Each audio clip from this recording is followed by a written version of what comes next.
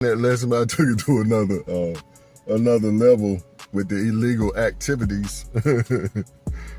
Since I'm already holding back from Uncle Sam, I might as well break a couple of laws with that breaking a law, not paying them taxes.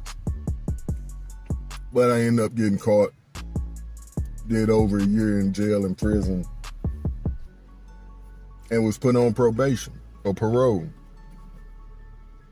And I didn't like it, so I took off and ran off parole and went back to selling dope in the same city where I got caught at for 5 more years. Doing the same thing, going right back getting a job, working part-time and hustling part-time or hustling full-time until the Most High said that was enough. And he came and gave me a visitation one night, family. I don't tell this part of my testimony as much, but he came and saw me one night. I was sick as a dog. Sick as a dog. And I didn't know it at the time, but I had pneumonia. And they call it walking pneumonia from where I'm from. Probably hit you and it's on you like 3 hard days, but it's not having you laid up for a week or so. I guess that's why they call it a walking pneumonia, because it gets you for a few days and you can still walk around and whatnot. You're not laid up, like I said, for a week or 2. But anyway, he came and saw me. He said, Robert, I think he called me Bob back then. He said, Bob, I don't see you like this. This is not how I see you. And he showed me how I actually looked to him at that time in my mess. And family, I looked decrepit. That's the harshest word I can think of. I looked terrible, just terrible. The worst I can imagine looking. I looked aged and sores all over my body, dirty, darker, a couple of shades darker, black eyes, skin and bones. I mean, terrible. And I wouldn't even have recognized myself if I didn't know it was me. He said, I don't see you like this. I said, oh boy, that really took a hold of me. Then he said, this is how I see you. And family, I was so pretty. I was beautiful. Those words pale in comparison to what I saw. I'm like, my goodness, that's a pretty man.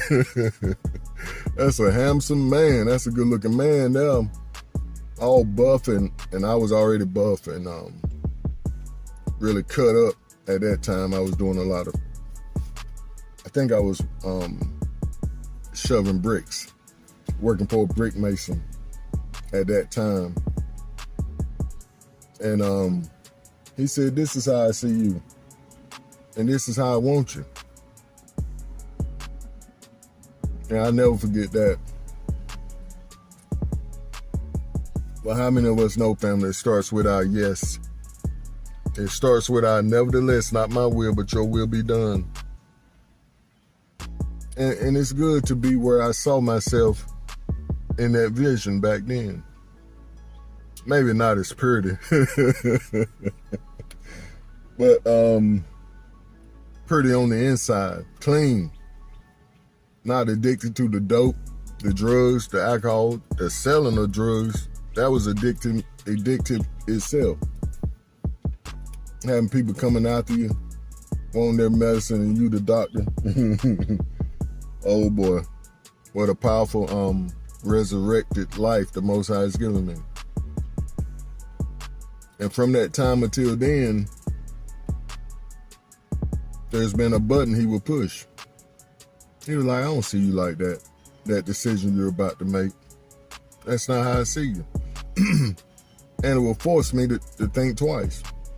A lot of times I went on and did it anyway because I was hard-headed.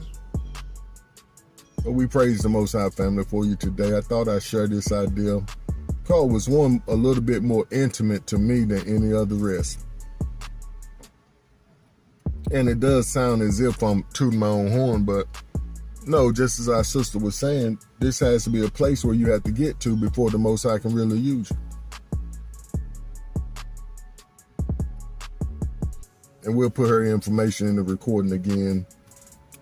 We want everybody to go and visit this young lady and subscribe to her channel. Powerful, firecracker for the Most High. And tell her Robert sent you. Praise the Most High.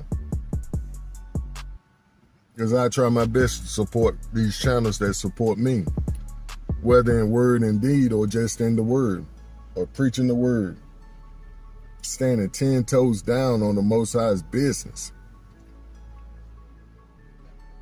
Hallelujah. Just like my invisible brother. We're going to let that be our time, family. We love you so much, and we do appreciate you. Do stay up and keep pushing forward in the right direction. Shalom. Hallelujah.